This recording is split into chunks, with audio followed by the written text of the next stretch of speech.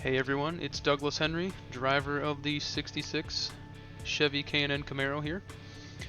And we're here at Iowa, hopefully getting you up to speed. So first things first, my steering ratio is 12:1, my offset is +10, and my brake bias is set to 57% in the setups page.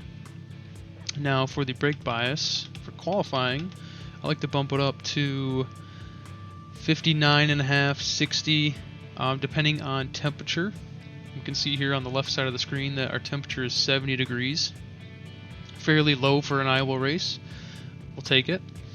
So I'm going to bump this down to, we'll be just at 59% for the brake bias. This is going to be a second lap, pot lap. First lap is just getting up to speed, up to temperature in the tires. So let's go.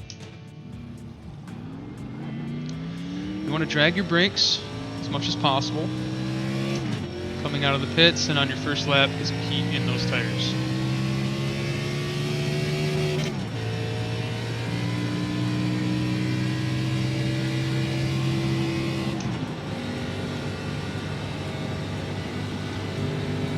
So I'll take you through the line that I like to run here for qualifying and for the race.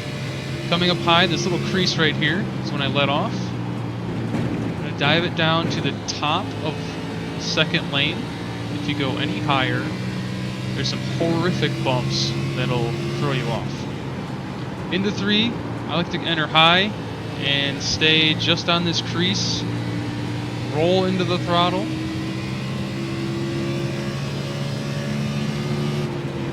For a hot lap, dive it in a little harder.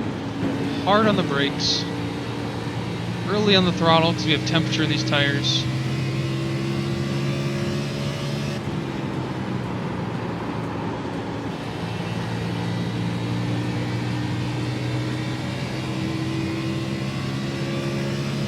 That was your fastest lap of the session. And we got a 23.58,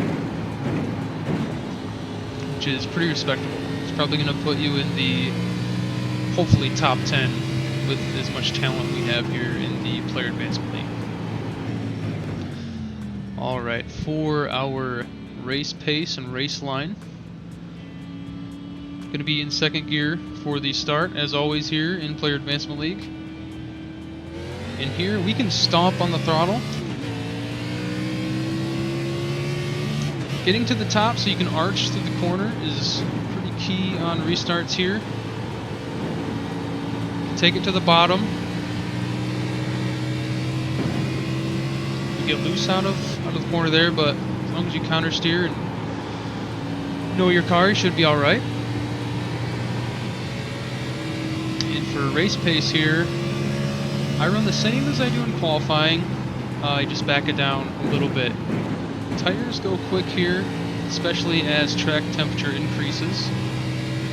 And coming out of 2, you will feel that rear end come out from underneath of you. The more that happens, the worse you will be later in the run.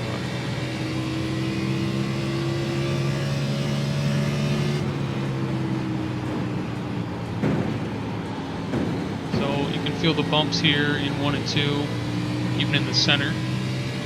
It's okay in the center, but up top, it's not very fun, and I'll show you why here in this next turn.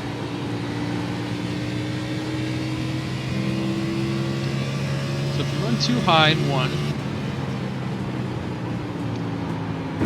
huge bumps, 2 huge bumps right there that add heat to the tires and upset your car. We do not want that.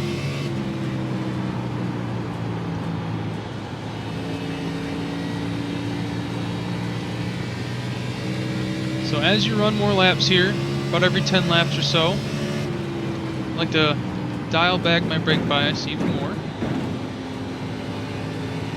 So I'm going to bump it back down to 57 where I like it.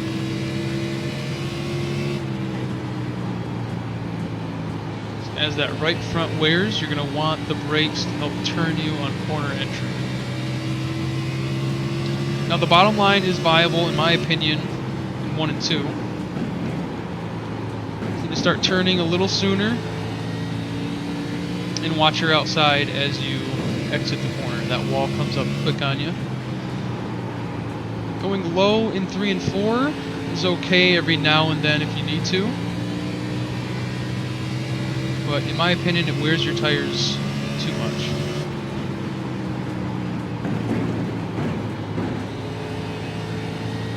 So right in that upper section of the second line through 1 and 2, and then right here, that third lane in 3 and 4 is the best for tire saving in my opinion. Alright, so we're going to go through pit entry here at Iowa. Whatever your brake bias is, put it all the way forward for pit entry. So enter the corner low, and as soon as you see Iowa 4 there, you want to get on the brakes, downshift to 3, and enter the pits. Pretty straightforward. As long as your brakes are as forward as they can be, I don't think it's a problem. But as soon as you see Iowa 4 there on the wall, you really want to be on the brakes early and then downshift to 3 to help slow that car down. Alright, thanks everybody. Hopefully this gets you around Iowa a little quicker, and I will see you out on track. Thank you.